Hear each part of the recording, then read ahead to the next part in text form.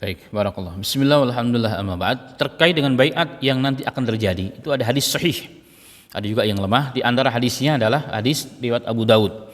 Jika nanti yusiku hampir-hampir datang waktunya seorang pemimpin yang akan datang kepada kalian, di mana kalian wajib untuk berbaiat walaupun kalian merangkak di atas salju.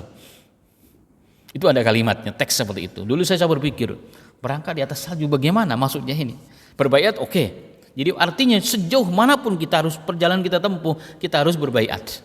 Walaupun harus di atas salju. Nah, dari sisi ini ada beberapa catatan. Yang pertama, tentang bait itu sendiri. Jadi nanti kalau pemimpin yang sah menurut Islam, menurut ulama Islam sedunia, nanti akan datang masanya. Nah, ini orang Islam, ini adalah kabar gembira di Nabi kita Muhammad. Akan datang masanya kapan? Kita tunggu waktunya. Seseorang dari keluarga yang disebut dalam hadis itu dari keturunan darahnya Fatimah, kemudian ujungnya anaknya dari Hasan, dalam riwayat Husain. Maka ulama mengatakan bapaknya dari keturunan Hasan, ibunya dari keturunan Husain. Kemudian muncullah orang yang dimaksud, namanya sama dengan namaku, kata Rasulullah. Nama bapaknya pun sama dengan nama bapakku, yaitu Muhammad bin Abdullah, gelarnya Al-Mahdi Al-Muntadhar Al-Fatimi. Dia yang kemudian nanti akan dibaiat oleh seluruh ulama-ulama pertama, ulama-ulama dunia, para pejuang-pejuang Islam, orang-orang ulama-ulama dia membaiat. Setelah dibaiat, maka wajib setiap kita untuk berbaiat kepada orang tersebut, walaupun harus merangkak di atas salju. Saya dulu berpikir bagaimana ceritanya. Hari ini salju kan tidak ada di negara Timur Tengah. Waktu itu ya, waktu saya masih kuliah. Walaupun sekarang sudah mulai turun, tapi ternyata akhir zaman menjawab. Sekarang di Timur Tengah pun sudah muncul salju, dan nanti mungkin akan lebih banyak lagi. Jadi kita harus merangkak, kalau terpaksa harus merangkak, harus berbaiat. Kenapa Rasul mengatakan barang siapa yang tidak berbaiat, sedangkan ada orang yang harus dibaiat, yang wajib untuk dibaiat tanpa ada uzur, maka kita mati dalam kondisi mati bermaksiat kepada Allah Subhanahu wa taala. Dan ini kemudian setelah semua dibaiat jemaah sekalian ya, dalam hadis yang cukup panjang dari Bukhari dan Muslim, maka beliau memimpin seluruh umat Islam di dunia untuk menyelesaikan urusan intern umat Islam. Dibereskan, para pengkhianat dibereskan, semua dibereskan sehingga bersatu padu. Kemudian apa yang akan dilakukan? Kita nanti akan berkolaborasi untuk menghancurkan Persia. Hadisnya sahih. Nah, yang dimaksud Romawi, bersatu padu dengan Romawi adalah Nasrani dalam hal ini. Dalam konteks ini adalah Nasrani.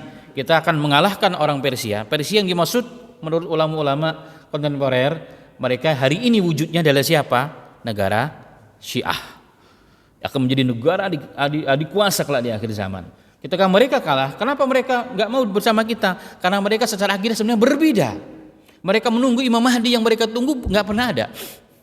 Mereka sama dengan ditunggu adalah sama dengan orang Yahudi. Mereka kalah, ya, mereka kalah. Kemudian kita melanjutkan perjalanan. Setelah mengalahkan mereka melanjutkan perjalanan, ternyata dari kalangan Romawi dalam hal ini adalah Nasrani, mereka berkhianat, membuat ulah di tengah jalan, tiba-tiba mengangkat salib. Ya, bahasa kita ini merdeka salib.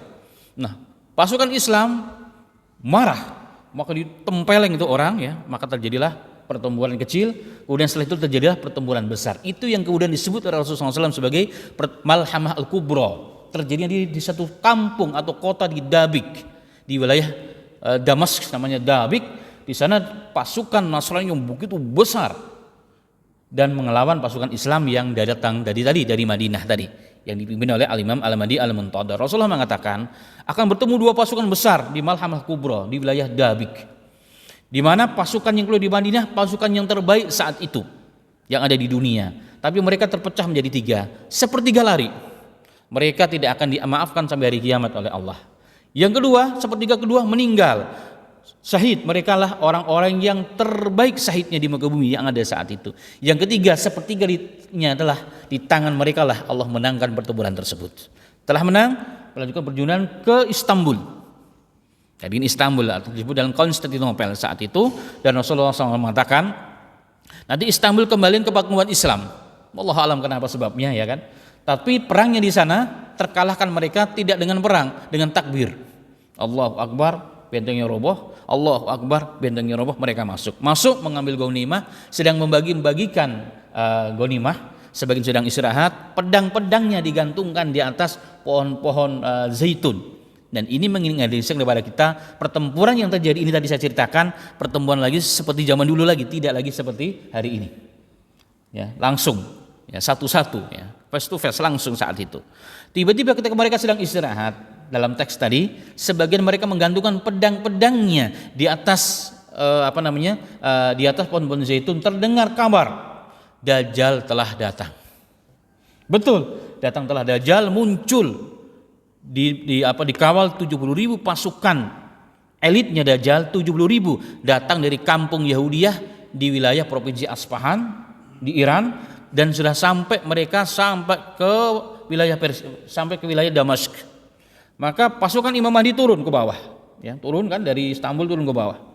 Kemudian mulai berhadapan. Saat mereka mau berhadapan di pagi hari, tiba-tiba turunlah Nabi Isa alaihissalatu wassalam. Nabi Isa turun ketika mau iqamatus shalah. Imam Mahdi tahu betul bahwa dengan ilmu Allah ajarkan kepada dia, wahai Nabi Allah, silakan ummu bina, salatlah Anda menjadi imam kami. Katakan, oh tidak, setiap umat ada pemimpinnya. Inilah rahmat Allah kepada kalian, kehormatan Allah kepada umat kalian. Kalian jadi pemimpin, jadi imam, saya jadi makmum. Saat turunnya Nabi Isa itu dipapah oleh 2 malaikat dari langit. Asli hadis sahih, turun. Rambutnya seakan-akan baru turun dari kamar mandi basah dan mengeluarkan aroma yang begitu wangi dalam hadis yang sahih. Sejauh tercium oleh orang kafir, orang itu bisa mati, orang kafir. Turun, setelah itu terjadilah persiapan perang. Kemudian tiba-tiba muncul setelah beberapa waktu kemudian, yang kita singkat kisahnya, pasukan Dajjal yang ditemani oleh orang-orang Yahudi yang 70.000 tersebut mulai masuk ke wilayah tersebut. Maka kata Nabi Isa, biarkan masuk mereka ke wilayah kita, buka gerbangnya kalau perlu. Setelah mulai terjadi peperangan, maka Nabi Isa mencari Dajjal. Jadi kita kelihatan Dajjal melihat Nabi Isa langsung berpaling ingin lari. Takut dia, karena dia meyakini dia akan mati di tangan Nabi Isa alaihi salatu wasallam. Maka Nabi Isa alaihi salam tidak membiarkan dia lari. Dalam riwayat dilempar dengan tombak dan riwayat disabet dengan pedang, bahkan darahnya si Dajjal muncrat sampai mengenai dinding. Kemudian setelah terkena dia meleleh sebagaimana melelehnya garam ketika dicemplungkan di dalam air. Nah, setelah itu maka pasukan khusus Yahudi ini tunggang langgang.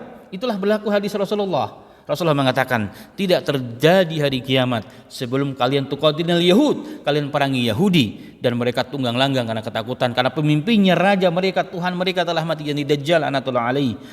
Mereka lari di belakang gunung, di belakang batu, di belakang pohon, di belakang tembok. Semua itu mengatakan kepada orang Islam, ya mujahid. Dalam riwayat, ya Abdullah, wahai Abdullah, khalfi Yahudi, di belakang orang Yahudi, faqtulhu, bunuh dia. Semua bumi ini akan berbicara. Pohon bisa ngomong, batu bisa ngomong, gunung bisa ngomong, abu bisa bicara kepada para mujahid Islam. Kecuali satu, kata Rasulullah, gharqat.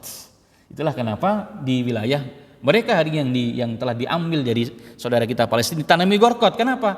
Karena mereka meyakini gharqat itu bagian dari mereka. Kemudian kisahnya selesai ya. Setelah itu jemaah sekalian, Nabi Isa alaihi salatu wasalam pun kemudian dalam riwayat hadis, setelah Nabi Isa muncul, memang pemimpin yang dibaiat tadi sudah nggak ada kisahnya lagi. Nah, dari situ dalam riwayat hadis yang lain dikuatkan bahwa Nabi Isa kemudian menggantikan Muhammad bin Abdullah al-Mahdi al-Muntadhar tersebut. Apakah beliau meninggal atau memang ada ujian lain, wallahu a'lam bishawab, tapi kisahnya seperti itu. Memimpin umat Islam selama 7 tahun. Dia tidak menjalankan ajaran Nasraninya, tapi menjalankan ajaran Nabi Muhammad sallallahu alaihi wasallam, nikah, sholat, haji dan seterusnya. Kemudian bahkan dalam hadis tidak ada kenikmatan kemakmuran dunia yang paling hebat, yang paling dahsyat melebihi daripada kehidupan nanti di akhir zaman ketika dunia ini dipimpin, umat Islam dipimpin oleh siapa? Nabi Isa, putranya Maryam alaihi salatu wasallam. Kenapa? Karena orang-orang sudah tidak ada yang bermaksiat, sudah tidak ada yang kafir, semua orang-orang Islam. Setelah 7 tahun meninggal, umat Islam pelan-pelan mereka murtad, maka terjadilah hari kiamat. Nah, di sini dikisahkan di mana jadi perdebatan ulama, di manakah nanti dikebumikan. Karena tidak ada hadis yang sahih satupun. Yang ma'ruf menurut kita adalah di samping Nabi Muhammad, tapi hadisnya lemah. Ada riwayat nanti di Damasq atau di samping Baitul Maqdis, hadisnya juga lemah.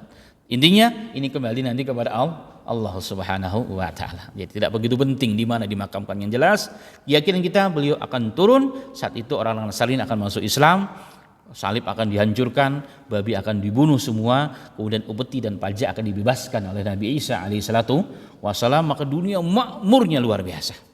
Makmurnya luar biasa. Jadi pertanyaannya, kapan itu terjadi? Pasti akan terjadi. Apakah saya dan antum akan mungkin menikmati zaman itu? Wallahu alam bisawab. Itu urusan Tuhan, urusan Allah Subhanahu wa taala. Demikian mungkin ya.